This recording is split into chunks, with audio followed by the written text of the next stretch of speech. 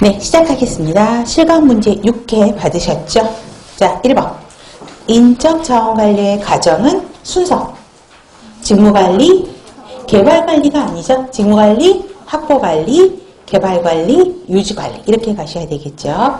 생산성, 만족감, 능력감 세 가지 효과를 동시에 추구하는 경영관리 기능은 그렇죠. 인적 자원 관리 기능이죠. 그래서 이게 실제 기출 문제였었죠. 구성원들의 능력을 키워줘요. 능력 개발시켜주면 구성원들이 만족감을 느껴서 스스로 열심히 일을 하게 되냐? 그러면 조직에서는 생산성이 올라갈 수밖에 없죠. 그래서 이 세 가지 거를 다 충족시키는 경영의 과정은 인적 자원 관리죠.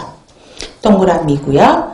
보상관리, 직원 훈육, 결근 이직관리, 노사관계, 협상과 관련된 활동은 그렇죠. 직무관리가 아니고 유지관리에 속하는 것이고요.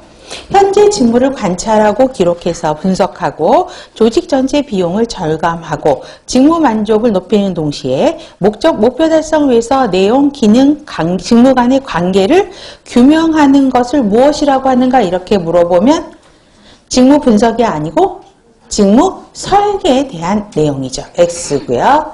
과업의 수를 증가시킨다는 것은 순환이 아니고 직무 확대죠. 그렇죠? 직무 확대가 과업의 수를 증가시키고 직무 충실화의 수직적 측면이 아니고 수평적으로 직무를 확대하는 거죠. 그래서 두 군데 다 틀렸어요. 그러니까 주어가 틀렸죠. 직무 확대는 과업의 수를 증가시키는 것으로 직무 충실화의 수평적 측면이다. 이렇게 해야지 맞겠죠. 그 다음에 그래서 5번은 X고요. 본업이나 전문화에 의해서 발생할 수 있는 문제를 개선하기 위해 여러 가지 과업을 묶어서 하나의 새롭고 넓은 직무로 만드는 것. 충실화가 아니고 직무 확대에 속하는 것이죠. X. 직무 단조로움을 줄이기 위해서 직무를 수평적으로 확대하는 방법. 직무 순환. 맞죠? 동그라미. 과학적 원리와 산업공학적 원리를 적용한 건 확대가 아니고 직무 단순화. X. 직무 단순화는 약간의 훈련만으로도 기술 습득, 충분한 과업 수행이 가능하기에 직원들 간의 호환성이 높다.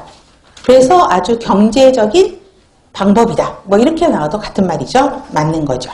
그 다음에 직무의 양과 질을 확대해서 동기를 부여하여 간호사의 업무 만족도 성직함을 충족시켜 줄 수 있는 직무 배치 방법은 특성 모형이 아니고 그렇죠. 직무 충실화에 대한 내용이죠. 고능률이라는 관점에 기초를 둬서 직무를 세분화해서 짧은 훈련 기간, 업무 과정, 그다음에 직원의 신속한 충원 가능성을 통해 조직의 목표를 달성하려고 하는 방법, 직무 단순화에 대한 특성을 이야기하고 있죠. 동그라미입니다. 그 다음에 헤크만과 올드햄이 제시한 직무의 핵심적인 특성. 직무의 핵심적인 특성이라고 하면 구성원에게 동기를 부여할 수 있는 직무의 핵심적인 특성이 뭐냐라고 이야기를 하는 거죠. 첫 번째, 기술의 다양성, 과업의 독자성, 과업의 중요성, 또 하나 자율성, 피드백 이렇게 되는 거죠. 직무 특성 모형은 뭘 고려한 거죠? 개인차에 의한 다양성을 고려한 거죠.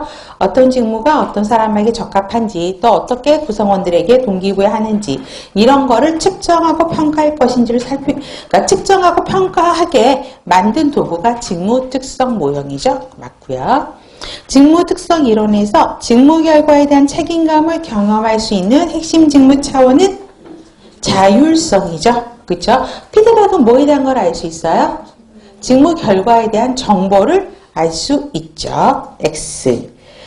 직무 내용, 직무 근무 조건, 직무 수행에 필요한 기술, 태도, 적성 등 직무가 요구하는 특성을 분석해서 조직 내 직위 본질, 기능 요건을 규명하는 것은 그렇죠. 직무 분석에 대한 정의를 써놓은 거죠. 동그라미. 자, 그러면 직무명, 직무 근무 위치, 직무 기회와 내용, 기구 장비, 물품 서식, 감독, 근무 조건, 위험 이런 것들을 글로 써놓은 거는 명세서가 아니고 기술서죠. 그래서 X. 유사 직무들과 비교하여 특정 직무가 갖는 상대적인 가치를 측정하는 거는 직무 분석이 아니고 직무 평가에 대한 정의를 써놓은 거죠. 그래서 X.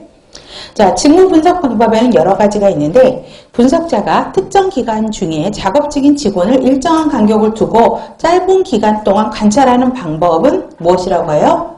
작업 표본 방법에 대한 정의를 써놓은 거죠. 동그라미. 자, 효과적인 승진 제도와 정당한 급여 차이에 대한 근거 수립, 정당성 확립에 맞는 거는 직무 분석이 아니고 직무 평가에 대한 목적이죠. 그래서 X. 직무가 가지고 있는 평가 요소별 직무 간의 서열을 정해 상대적인 화폐 가치를 정하는 방법. 그렇죠? 점수법이 아니고 요소 비교법을 하는 거죠. 그 다음에 점수법은 직무가 가지고 있는 구성 요소에 거기다 뭘 더하는 거죠? 중요성에 따라서 거기다 가중치를 더 부과하는 게 점수법이죠. 21번. 간호 업무를 흐름에 따라 순서적으로 나열하고 그에 대한 평균 빈도 수요 시간을 측정하여 업무 시간에 필요한 간호 인력을 산출하는 방법은 산업공학적 산정 방법 정의죠. 동그라미고요. 간호 제공자 입장에서 표준을 정하고 그 간호 업무를 수행하기 위해 필요한 간호사 대 환자의 비율을 결정하는 방법은 산업공학적 방법이 아니라 서술적 산정 방법이고 우리나라 의료법이 지금 우리나라 의료에서 인력 산정하는 방법이 서술적 방법에 속한다라는 거 기억하시면 되죠. 그래서 22번은 X. 자, 인력 수요 예측을 위해서 제일 먼저 해야 될 일은 업무량 측정이죠. 동그라미. 환자 상태를 간호 요구도와 간호 제공이 필요한 간호 시간에 따라 일정 수준으로 분류하는 체계를 뭐라고 하죠? 환자 분류 체계 정의를 이야기를 하고 있는 거죠.